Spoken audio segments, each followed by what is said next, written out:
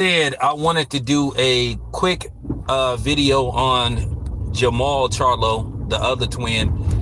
Apparently, he says he is no longer living in Houston. He said basically he needed to move out of Houston because of the distractions. And he currently, if I'm not mistaken, is living in Florida, I think in the Orlando area. And he's training with Roy Jones Jr. as well. And the funny thing is, he said that basically Ronnie Shields, his current trainer, I don't know if Roy Jones is going to assume duties a full-time trainer over Ronnie Shields, or he just basically doing pre-training with Roy Jones Jr. So apparently he's no longer living in Houston. You know, you got to keep it 100. Jamal ain't been the same ever since everybody saw that video of Caleb Plant just basically slapping the taste out of his mouth and him basically not doing nothing. And then all the way up till basically he's saying he didn't found religion. But I saw him doing an interview with a guy, I think his name is Robert Newman. So if you get a chance, go to his channel and look at the interview. And he said that he needed to get away from the distractions. You know, at the end of the day, you could tell by his demeanor, he seemed like he had peace. And maybe if he needed to get out of Houston, then, you know, more power to him. I understand when sometimes you just have to get out of the area where you grew up at and where you from. Look, I love Oakland. I grew up in Oakland. That's my city. But at the end of the day, I had to get up out of there because I knew I was headed down a very dark path.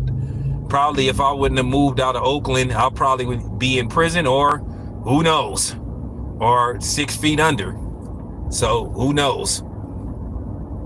But, you know, at the end of the day, you know, sometimes you got to do what's best for your family. Like I said before, I have no regrets not raising my son in the Oakland area. But like I said, I knew what was out there.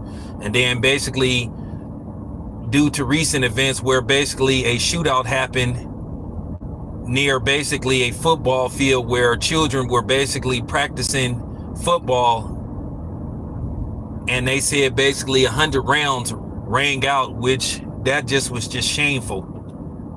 No regards for those kids being out there, them kids ducking. And then they were pretty much primarily black children. Sad. But with that being said, you know, I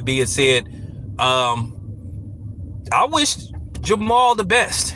I wish him the best. If this is a way for him to get right with himself and better himself as a person, as a father, and then as, you know what I'm saying, as a person in general, then, yeah, hey, can't knock her for that. I can't knock her for that. But, you know, I'm just joking about the Caleb Plant thing. But, you know, at the same time, it is what it is. You got to keep it a buck, though. You know, you got to keep it a buck, especially how his brother be talking. All of a sudden, his brother just been, you know, his brother been very humble towards Canelo. You know, saying he look up to him and all that kind of stuff. Like, what? Why? For what?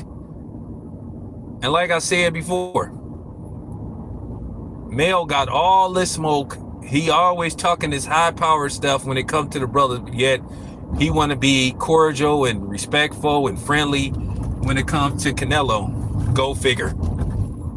You know, that's you know what I'm saying?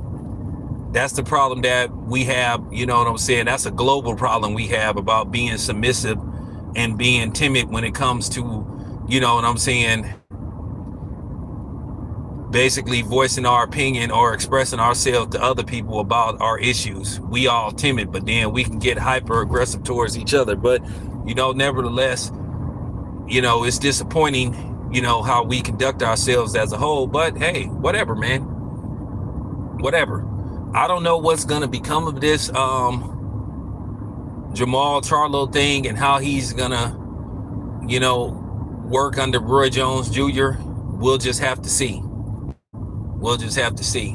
There's no indication on when he's getting back in the ring, but hopefully soon. Hopefully soon. But I just wanted to give you a quick update. But anyway, this is your boy Town. I'm out.